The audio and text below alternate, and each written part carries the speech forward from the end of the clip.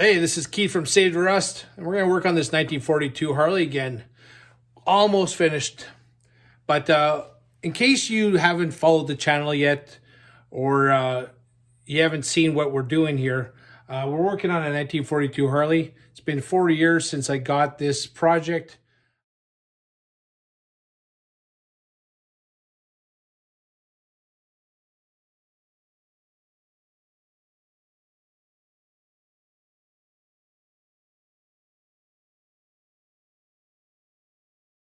And we're going to finish this up in the next couple weeks. And if you haven't hit that subscribe button, do it now. Check out all our other videos. We got, a bunch of videos of, Indians and Harleys and Nortons. We do some frame straightening. We build springers. Lots. Check out our videos. I'm sure you'll find, if you like old motorcycles, you're going to find something that you like on our channel. So let's get back to this thing. Got a couple things to update you on. Just plugging away here and there. Did a little bit of work on another frame and, et cetera, et cetera. Life gets in the way. We're still waiting on the seat and saddlebags. Should be any day. I'm so excited. So some of the things I got done in the last little bit. Nothing great, but made the gaskets for the 1942 Canadian only tail lights and lenses. Goes in here. I still gotta do some parkerizing this week.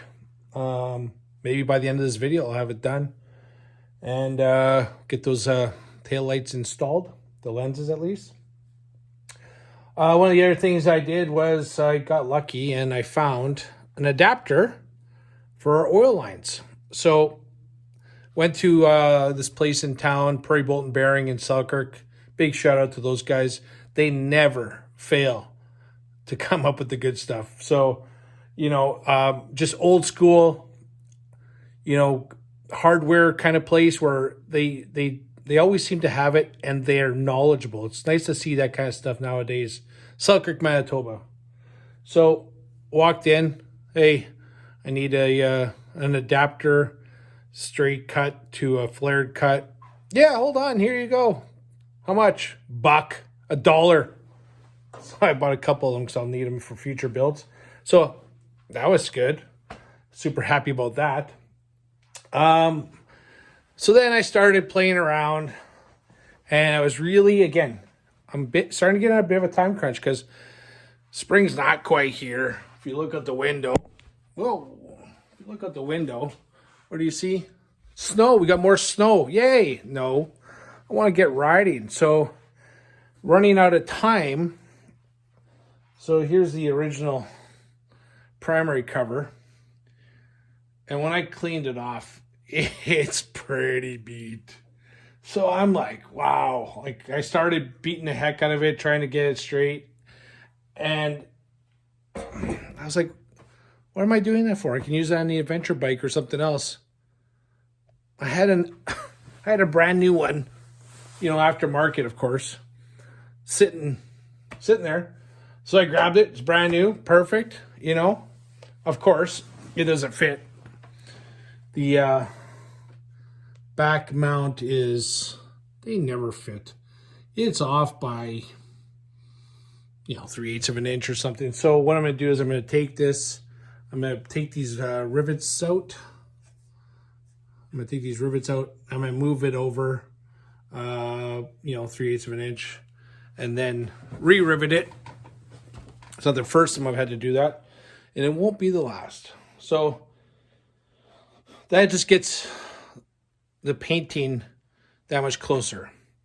I'm just waiting on my painter to kind of squeeze me in for the dash, primary, and gas tank. So the gas tank, I showed you that one I was going to use on the last video. And fingers crossed it was, it looked as good underneath that paint as it did with it on. It's really nice. It's really nice. So So when I say really nice, I don't mean perfect. You can see there was a bit of a dent here, a little bit there. There's, you know, a tiny little dent there, a little imperfection there. You know, when I started stripping it, I kind of started freaking out because it was this blue, and I can't remember if it's called peacock blue or something. I thought, no, it's all original paint underneath. I got to save it. And, you know, of course, I got to save it. And then I knew there was some work around here, and underneath the mounts for the shifter gate, there was some putty underneath the blue paint on the mount, like behind this. They kind of built it out a bit, I guess, for clearance because it's so tight all along in here. So it wasn't original, even though it really looked it, you know, with that red oxide primer underneath. It really looked original. Like I was kind of wanting to save it, but no, I can't do that. I need these tanks. So yeah, you know, a little spot there, but like these are really nice. You know, 20 years ago, you probably find tanks like this every day. You probably turn away them if they had a little dent like that. But nowadays, you know, the tanks I come across are usually just beat to hell. And it is what it is. So this tank's beautiful. I'm very happy with it. So we're going to get this tank painted. We're going to get that primary painted. And we're going to get the dash done. And that's one step closer. One of the other things we got accomplished was we did notch this for the battery box. In case you didn't see the last video, the newer batteries have that spigot for air, and the battery was sitting above, so we couldn't put the top on or the wing nuts. And now it's all covered. So a little bit, just a little progress here and there. I still got to make the tool to do the rivets. Hopefully by the end of this video, that'll be done. So we're going to continue with getting our floorboards all set up with, so these are new old stock floorboards. Got these out of Australia a couple of years ago. And I finally got some black rivets. And I did one test, and you can see right here, I tried, you know, folding it over, and it was flat, and it didn't get very tight. And then one of you guys, Anthony Ioni, sorry for saying your name wrong, but he sent me a diagram on how to make this tool here. So if you look at it, it's basically flat stock, 1/4 inch with a couple of 1/4 inch holes drilled next to it, and then just, you know, nice and tight. And what it does is when you go over it, it folds the little rivet over, and then you can see here, I did a test on the little spot here, and it creates tension. The rivet's tight. So thank you, Anthony, Tony, thank you very much. So I got this little mini anvil. I've covered it with a tape. There's a little bolt here, and then I covered that with tape so it doesn't mark up the top of the rivets. And then I'm going to get Waylon to help me tonight, and we're going to finish up these two floorboards so we can get that finished. As soon as we get the floorboards finished, we can reinstall them. And we got the last few parts getting finished up this week, so super excited. Watch us how we install floorboards. I've only done one rivet, so we'll see how it looks after this. So here's the rivet. It's got a slot. Where is that? You can just see how it's got a slot in it. So we're going to put it through the floorboard.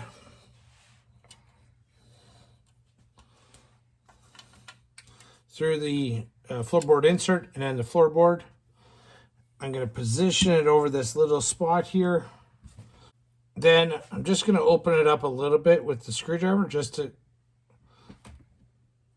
for the tool to slide in. I'm going to get the tool. We're going to put it in there. And Waylon's going to hit it without hitting my hand. Yep. Hit it. Okay. Good. Yeah. Hit it. Again. Hit it. Again. Hit it. Hold on. So you can start seeing it's starting to spread. So since we're like experts on this is our second rivet. It's a lot of just making sure you get it just in the right spot. Okay, hit that, Waylon. Okay. And the rivet keeps spinning on us. Okay, go ahead.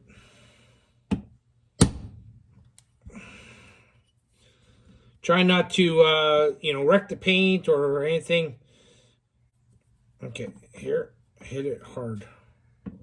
Okay.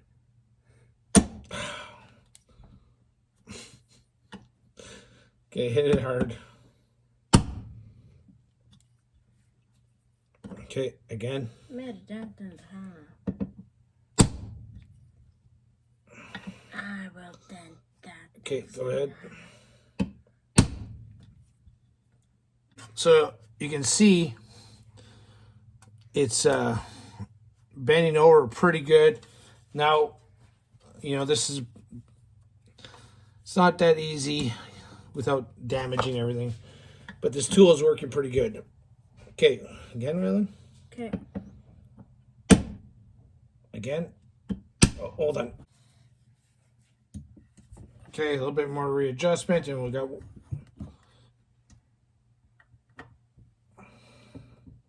Okay.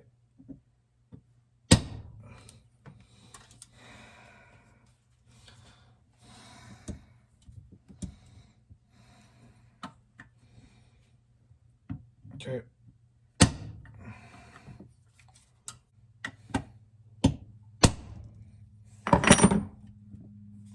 See how it's tight now? Yeah. So I have to give a good hammer. Hammer. All right.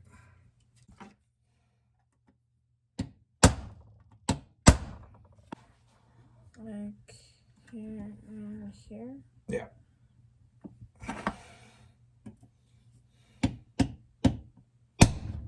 Okay.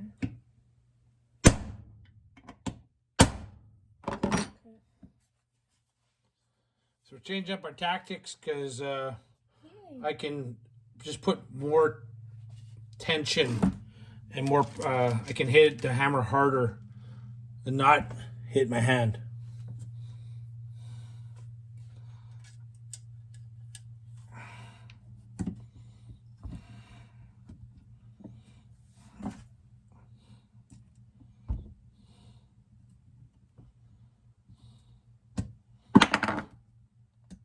Okay, hold it right there. Okay. Here and there. Yeah, right there. Okay. Okay, got it on top of that. Okay. Got that. So that's working better. So you can see how they're folding over. So we're doing it in like 3 hits right now, so that's good. Yeah, that's nice. All right. Just So putting the rivet in, position it over that one little screw. And when I put the screw on there is just to elevate it so I'm not hitting the this and chipping all the paint up, and I'm not flattening any spots on the floorboard, so this high point hits that low point. Okay, and then what I did is I took the screwdriver and I'm just literally going in there and bending over the rivet just a little bit, just opening up that crack. Okay, here you go, Waylon. Hold that. okay, here and there.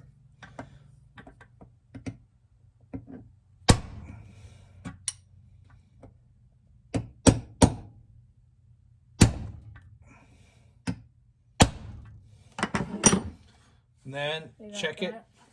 it, and the floorboard's nice, like the rivet's nice and tight. So we'll continue with that. We're gonna get the rest of those rivets put in, and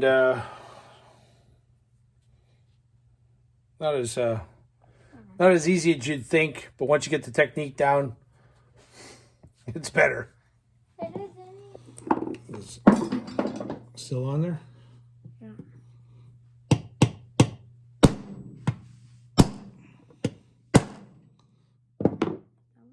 That worked really well. I like the stretchy.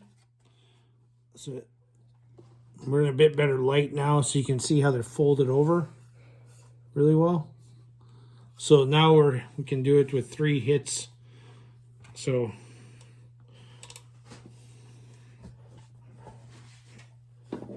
again, we put the rivet in, put the screwdriver down into the center of it, bend it over one way, bend it over the other way.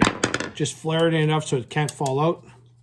And then we take our time figuring out where we're positioning. And then got it on there, Waylon takes it. And he holds it nicely in position, right there. Okay.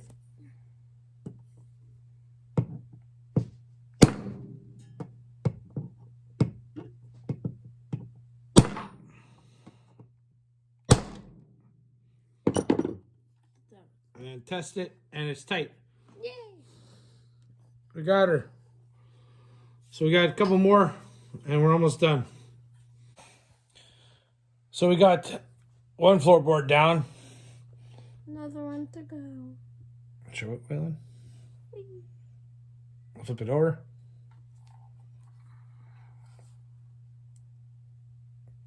And minimal damage to the paint. Hit it. You on there still? Yeah.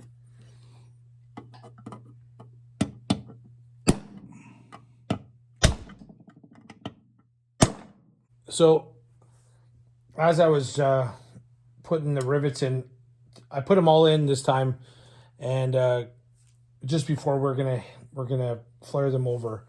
And if this Well, yawning.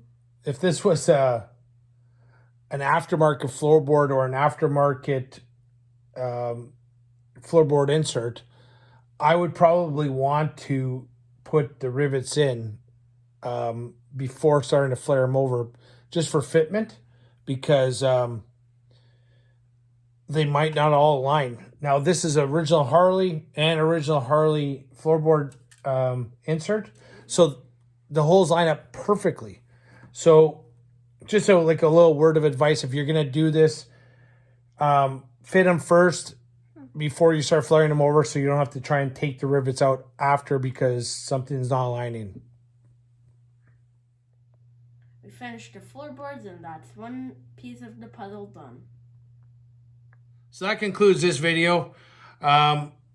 This video has kind of been filmed a little bit over about a month in between here and there. And we got word that the paint is done. Should have it in the next couple of days. And our seat has been shipped, and saddlebags. The only other little thing we have to do is a little bit of parkerizing, reinstall the floorboards, and deal with these screws. Tell you about that on the next video, because that's a very frustrating little component. Harley came up with their own thread for these 2 little standoffs for a little centerpiece between the tanks. It's a 7/32, 32nd, and getting original bolts was an issue, and we'll go into that in the next video. But thanks again for watching, and hit that like and subscribe button. We gotta get this kid to bed. Yeah. And this one too. Yeah. So anyway, hey, this is Keith from Save Russ and Waylon. Also, this is what we do. This is who we are. Have a great day.